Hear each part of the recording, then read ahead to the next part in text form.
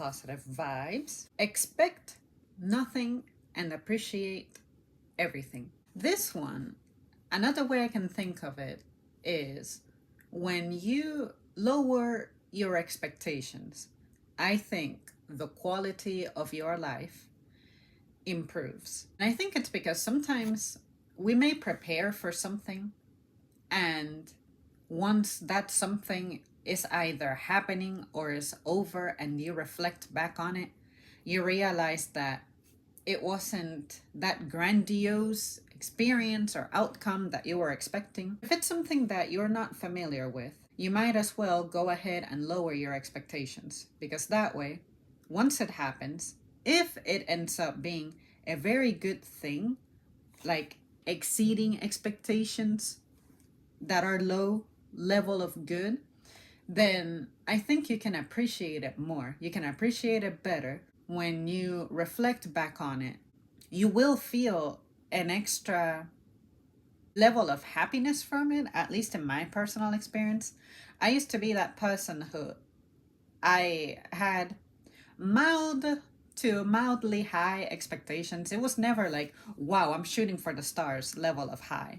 But there were some things that I guess I just wasn't very good at judging what I could expect out of things. And I discovered this as a teenager. It was around that time that I kept continuously being let down by my image of what I expected something to be. Maybe because I was taking it too literal, or just trying to read too much between the lines and creating my own version of what I think would make this awesome. That after that, I want to say that's when I became difficult to impress. And you guys have heard me say that a lot throughout the years here. And I guess to sum it all up, I made myself deliberately hard to impress precisely by lowering my expectations, because I understood that my version of what's exciting, my version of what is a big accomplishment, my version of significance is different from what you may encounter on average, especially at such an age, to the point that unless something is a major milestone, I cannot ever claim that I ever feel that excitement, that bubbly feeling flutters in my gut, unless it's something that is meaningful. And to give you an example, I can go years without experiences like that, but at least I can say that I'm honest about it. And I think that being difficult to impress also keeps me safe from potential clowns out there who may exploit my, if I were easy to impress, weakness of being impressionable.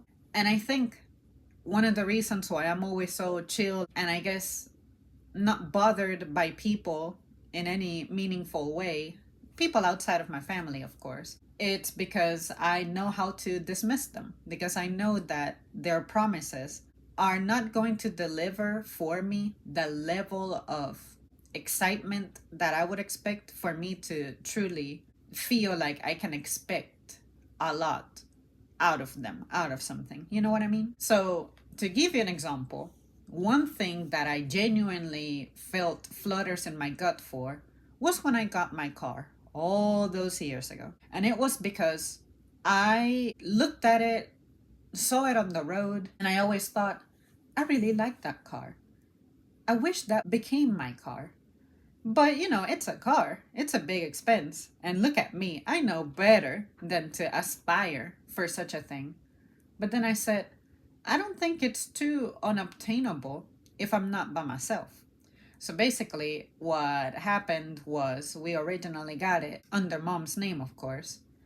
And then I was the one responsible for making payments through it. The actual bill, the actual monthly bill to knock down the entire sum that the car cost, which I'm having trouble remembering the exact number it started off at, but I picked up the bill, every single payment. After that, for 6 fucking years, I was stuck with that loan. But I was really proud of myself because I felt it in my gut that was the perfect vehicle for me. In the exterior, I love it. In the interior, I love it. It's simple, it's easy. After all of these years maintaining it, I haven't had a major repair. The biggest bill I've ever seen for my car, it was like $1,200-ish, and it was because many things got done at the same time. New tires, other miscellaneous services that I don't remember the order of. But in one visit, that is the most I have ever paid. And I know people that have had to pay 4 grand, 5 grand. And I'm like, why? What do you do? What do y'all do?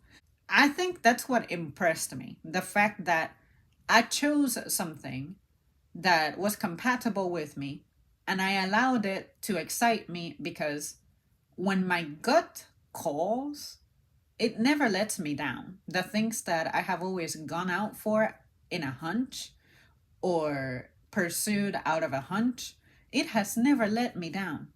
And I think that when we put too much faith on others or opportunities, and you try to modify in your mind what you want it to turn into, that's when you get disappointed. That's when you get let down. Now, if you examine something and it resonates with you, reverberates within you in more than one way, to the point that you feel your body reacting to it and changing to it, I think that is the proper time to indulge something that is supposed to be big, something exciting for you.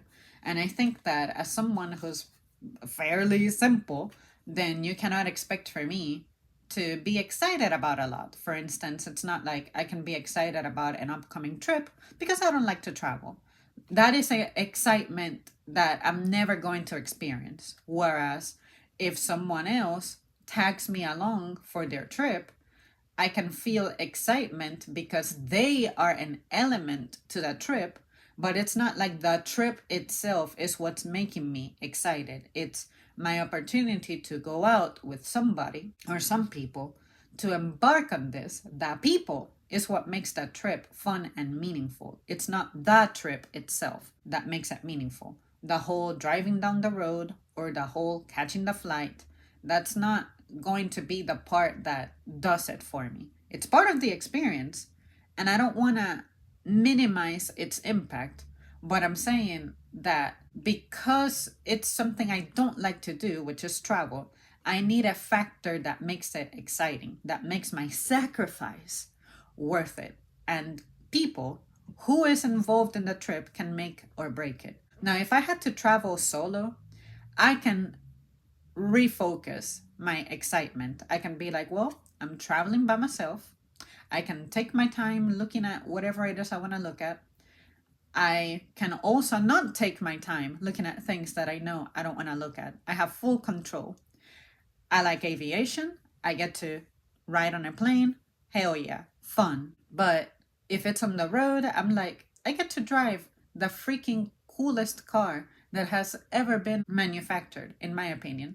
And I have had the pleasure of riding various vehicles, not exactly driving them, because I know what driving is and feels like and what it does. And even as a passenger, you can feel the smoothness of the car's mechanical elements, right?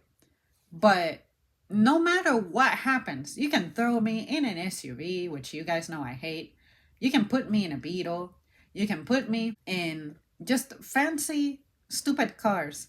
And I always yearn and crave going back to my car. And that's how I know that I made the right call in those things. And when traveling, same thing. Doesn't matter how pretty the beach is. It doesn't matter how nice the food is. It doesn't matter how aesthetically, I guess, modern and nice a town may look like. I always want to go back home. With that said, when things happen, whether they deliver or under deliver or super under deliver or super extra deliver, I still feel grateful for those experiences. Even the experiences that I have shared here over the years that have been outright negative, I can still appreciate what came out of that. Even my daddy issues. Are they painful? Did they pretty much condemn me to borderline guaranteed failure in the grand scheme of things? Sure, can't ignore it. But at the same time, I'm grateful that I can say I don't come from a life of privilege that makes me entitled to everything everywhere I go. I was able to develop being simple as opposed to having that dumbass mentality that I know some people very close to me have, which is, I would rather be dead than simple. And I'm like, to me, being simple is being alive, and being complex is what makes me feel dead while I'm alive. But go figure, for some reason, I have contrarian tendencies. Maybe the contrarian tendencies that I appreciate because of how I perceive the world and how confident with myself I am about those things were only possible because of the circumstances that follow me. So maybe if my father had been involved as he is, we were going to have problems. But at least with his absence, I only had to deal with the neglect, with the absence, as opposed to he is present but incurring, representing an obstacle for my decisions, an obstacle for my development. And it's not like he was exactly going to like spend money on my development through sending me to college or something like that. I promise you, he is not trying to spend money. As stingy as it gets. But he was probably going to try to pressure me into doing something that I know I shouldn't do. And I'm thinking, why am I doing things to fulfill my parents' dreams? But what about my dreams? Does anybody even know what my dreams are? Have you taken the time to figure out what those are? See what I mean? And that's why I think I can appreciate that my circumstances came out the way they did, because at least it doesn't help me feel entitled. And I feel like I see better through flaws, and I know how to survive with them as opposed to live in denial of them. And with flaws, what I mean is, especially in the career sector, that whole, yeah, become a full-time worker. Yeah, we'll give you ascended positions and all that because you're qualified and all that. And I'm like, but what do I get out of that? You get the extra money. You get the benefits, this, that, and the other. And then I was questioning it. I said, you mean to tell me that what you're promising me is semi guaranteeing that I'm going to get the things that you, as a living being in this society, that you didn't have a choice but partake in, that should be a right to you, once again, as a living being, is what I'm going to get? What? You call that progress? You call that advancement? I call that unnecessary stress and complication, because now my job is going to have to shape my personality, and nothing sucks more than hanging out with someone whose only personality is their job. And they have no soul outside of that. They don't know who their spouse is, or who their kids are, or who their friends are, as people, not as the external factors out here that impress you, like careers and titles and whatever the fuck y'all do. But what are you as a person? What do you think about things? What is your opinion on things? How do you perceive food? How do you observe things? How do you listen to things? Your senses. How do you exist with them? How do they deploy? You're so invested in that other bought personality, purchased personality that you have, or rather, your sold personality, because you're getting paid to have this personality. And then you're letting go of the very basics that make life meaningful and rich.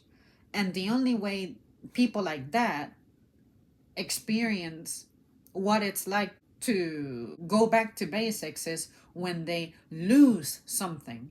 When you lose those things, that's when these people change, and they like restructure their lives around enhancing what they had that they lost. And if I had an experience like that, I would be devastated. But I think I could also cope with it pretty well because I have lived a life not having a lot, having very little. To me, I feel like I'm living a life in which I'm constantly losing something or missing something. And my adaptability to those circumstances, I think, has promoted my resilience. Now, something like losing your sight, that would be another level that I don't think anyone can prepare for once you have become dependent on that, because it is the way that we're designed. Even then, I still would want to give it a shot and see how I can become used to living this new life. But for other people whose identity has been whatever it is that they get paid for, they don't seem to cope well with changes like that, because not only is it changing your ability physically independently, but it's also changing your ability to maintain your status, that lifestyle, whatever your job was providing for you, granting you, doing for you, giving you. Now you have to restructure your life without that. Then what? That became everything you were, everything you could do, everything you spent your time on. Now suddenly that's taken away from you. And now what? What do you do?